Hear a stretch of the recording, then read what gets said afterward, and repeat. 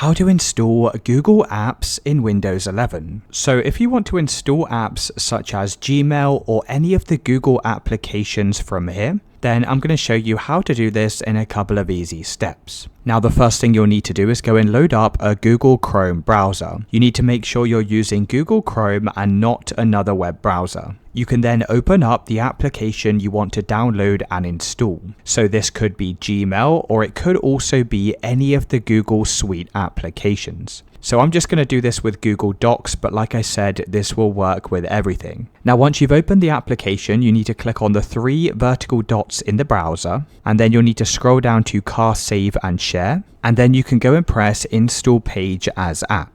You could then click on Install, and as you can see, this will install this as its own application. So even when I close out of the Google Chrome browser, you can see that the app stays open on the PC. You can also open this by clicking on your Start menu. You can then search for the app that you've just downloaded, and now you can go and open it up directly from your Windows computer.